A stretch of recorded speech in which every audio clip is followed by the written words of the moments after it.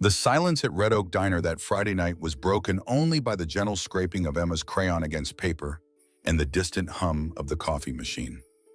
Marcus Sullivan watched his 8-year-old daughter color in careful strokes, her tongue poking out slightly in concentration. 3 years had passed since James died, but Friday night pancakes for dinner remained their sacred ritual, a small act of rebellion against the world that had taken too much too soon. Marcus caught himself staring at the empty booth across from them, the one where James used to sit, making silly faces until Emma dissolved into giggles.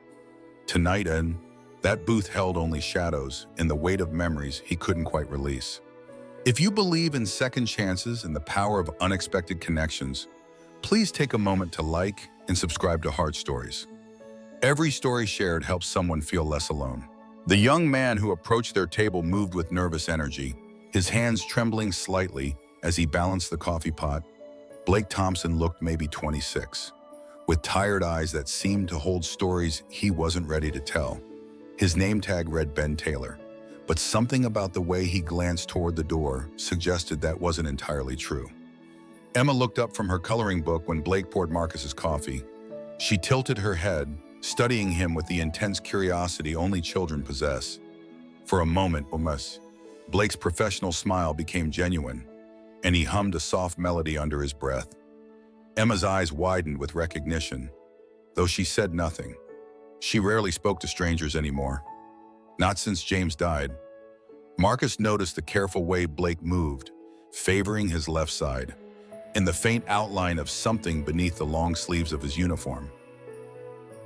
When their eyes met, Blake looked away quickly, but not before Marcus caught a glimpse of fear so raw it made his chest tighten.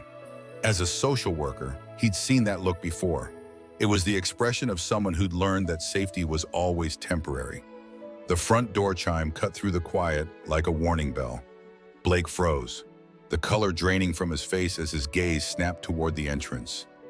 A broad-shouldered man in dark clothing stepped inside, flanked by two others. They moved with predatory confidence, scanning the nearly empty diner with calculating eyes. Dylan Carter's presence seemed to darken the room without him saying a word. His gaze landed on Blake, and a slow smile spread across his face. It wasn't pleasant. Blake stepped backward, nearly dropping the coffee pot, his breathing becoming shallow and rapid. Marcus felt Emma's small hand slip into his. She'd gone completely still, her artistic instincts picking up on the tension that filled the air like smoke. Blake whispered something too quiet to hear, but Marcus caught the desperation in his eyes.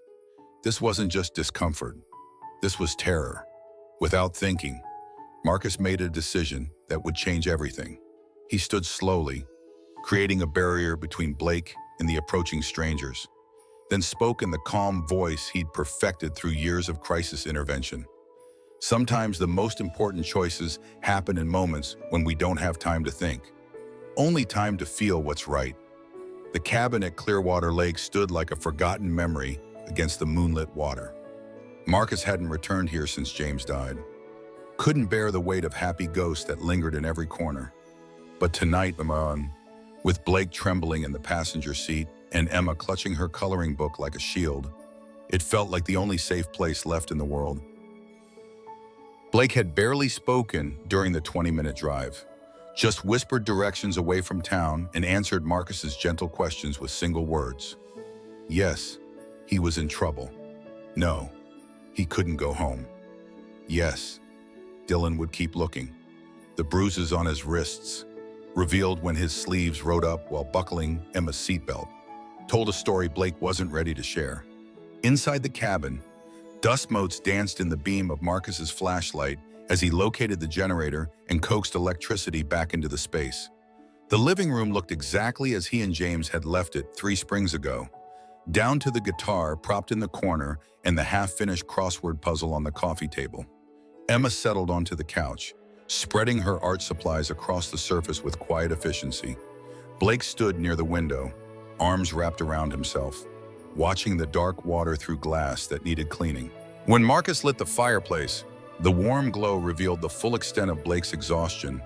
He looked like someone who'd been running for a very long time. The story emerged in pieces, like a song with missing verses. Blake had been a music teacher in Minneapolis, leading a small indie band called Midnight Echo that played coffee shops and local venues. Dylan had seemed charming at first, supportive of Blake's dreams, but gradually the support became control. Friends were discouraged. Band practice became arguments.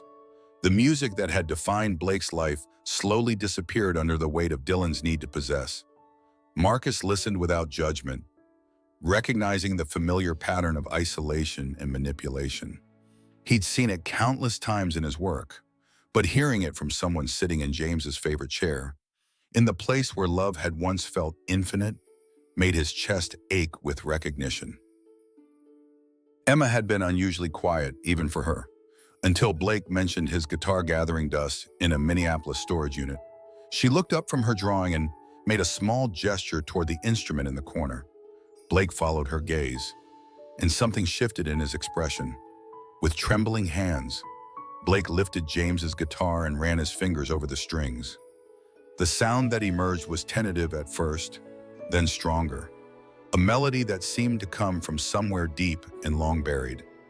Emma abandoned her crayons entirely, moving closer to listen, her eyes bright with something Marcus hadn't seen since before James died. Marcus felt his throat tighten as Blake's voice joined the guitar, soft and rough with disuse. The song was wordless, just melody and breath. But Emma began to hum along, her small voice weaving around Blake's like they'd been harmonizing for years. It was the first time she'd made music with anyone since James used to sing her to sleep. The moment shattered when Marcus's phone buzzed with a text from Sheriff Martinez. Reports of 3 men asking questions around town, showing a photo, offering money for information about the new guy staying with the social worker and his kid. Dylan wasn't giving up. The net was tightening, and Marcus realized that bringing Blake here might have put Emma in danger too. But as he watched his daughter lean against Blake's shoulder while he played, saw the way her face relaxed for the first time in months, Marcus understood something important. Sometimes healing doesn't happen in isolation. Sometimes it requires the courage to let broken people help each other become whole. The gossip started at Rosie's coffee shop and spread through Cedar Falls like smoke from a grass fire. Marcus heard whispers at the grocery store, felt stares during Emma's school pickup, noticed how conversations stopped when he entered rooms. A single dad with an adopted daughter was already suspect in some circles. Add a mysterious young man with sad eyes, and the speculation turned ugly fast.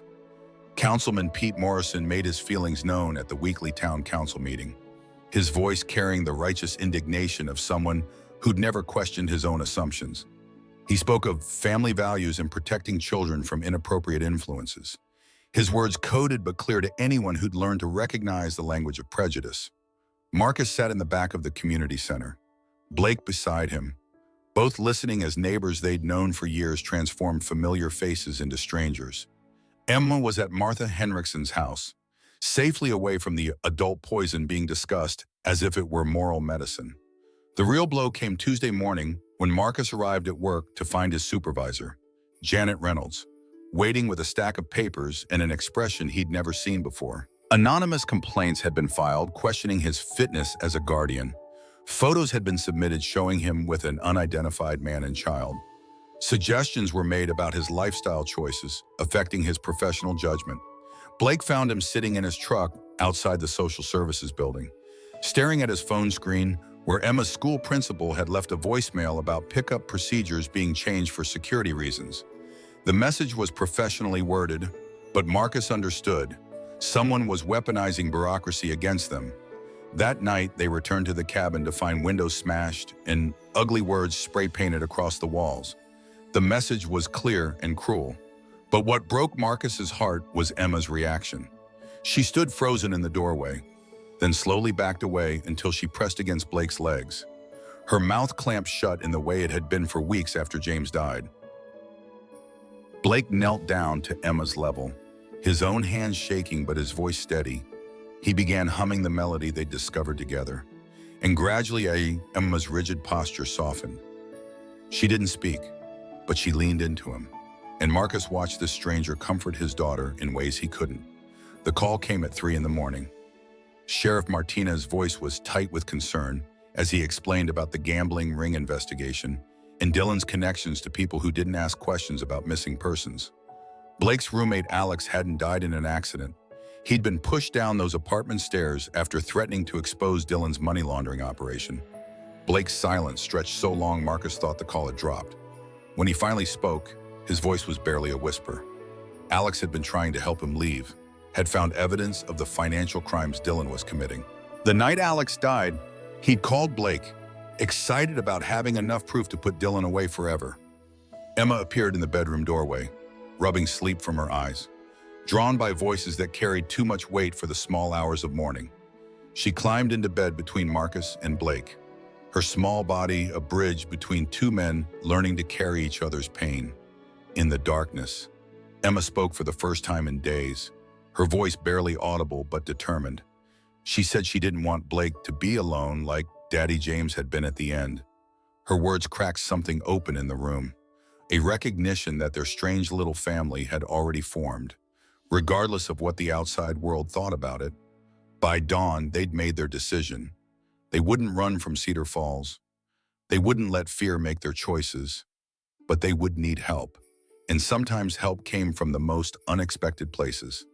When neighbors become strangers, sometimes strangers must become family. The FBI raid happened at dawn, coordinated across 3 states. Dylan Carter was arrested at a truck stop outside Des Moines, his gambling operation unraveling like a house of cards once investigators started pulling threads. Marcus watched the news coverage from the cabin, Blake beside him, both men struggling to believe that the nightmare was finally over. But Blake's freedom came with a price Marcus hadn't anticipated. The survivor's guilt hit Blake like a delayed shockwave. Alex was dead because he tried to help. Other people had suffered because Blake had been too afraid to speak up sooner. The music that had begun to return to his life disappeared again, buried under the weight of what-if scenarios that played on endless loop. Emma sensed the change immediately. She'd grown attached to Blake's guitar playing, to the way his humming could chase away the scary thoughts that visited her at night. When the silence returned, she began acting out at school, her teacher calling Marcus with concerns about aggression during music class. Marcus found himself caught between wanting to help Blake heal and protecting Emma from absorbing more adult trauma. The solution came from an unexpected source, Dr. Sarah Chen, the trauma therapist Marcus had been avoiding since James died, called to offer family sessions at the community center. The first session was awkward, all 3 of them sitting in a circle while Dr. Chen asked gentle questions about feelings and coping mechanisms. Emma drew pictures throughout, her art providing commentary she couldn't voice. Blake stared at his hands, answering in monosyllables. Marcus discovered that his own grief had been hibernating, not healing. The breakthrough came during their 4th session when Emma presented Blake with a drawing of him playing guitar while she and Marcus listened. In her artistic interpretation, musical notes transformed into birds flying toward a bright sun. Blake stared at the image for a long time, then asked if anyone knew where he could find a guitar to borrow. Pastor Helen Martinez, the sheriff's wife and leader of Cedar Falls Lutheran, surprised everyone by offering the church fellowship hall for what she called healing concerts. The first gathering drew maybe 15 people, mostly church members curious about the social worker's mysterious housemate and the child who rarely spoke. Blake's hands shook as he tuned the borrowed acoustic guitar, but Emma sat cross-legged on the floor directly in front of him, her presence an anchor in the sea of watching faces. When he began to play, the melody was simple but honest, a song about losing your voice and finding it again in unexpected places. The transformation in the room was visible. Stiff shoulders relaxed, defensive expressions softened, and when Blake began to sing wordlessly, several people unconsciously leaned forward. Emma joined him for the chorus, her clear voice weaving around his deeper tones, and Marcus felt tears he'd been holding for 3 years finally break free. Word spread about the Friday night music sessions. Attendance grew from 15 to 30 to 60, people crowding into the fellowship hall. Blake began writing songs inspired by stories people shared, his music becoming a bridge between hearts that had been isolated by circumstance and fear. The song he wrote for Emma, called Cedar Falls Lullaby, became the town's unofficial anthem. When she joined him on stage to perform it at the summer festival, her voice strong and confident. The standing ovation lasted for minutes. Councilman Pete Morrison was in the audience that night, applauding with tears streaming down his face. Marcus watched from the side of the stage, amazed by the transformation in both Emma and Blake, but also in himself. The guilt he'd carried about James's death hadn't disappeared, but it had become something manageable, a scar rather than an open wound. Dr. Chen had been right. Healing happened in community, not isolation. The night Emma called Blake Papa Blake for the first time, they were all three crowded onto the cabin's porch swing, watching stars reflect on Clearwater Lake. The words slipped out naturally, without ceremony.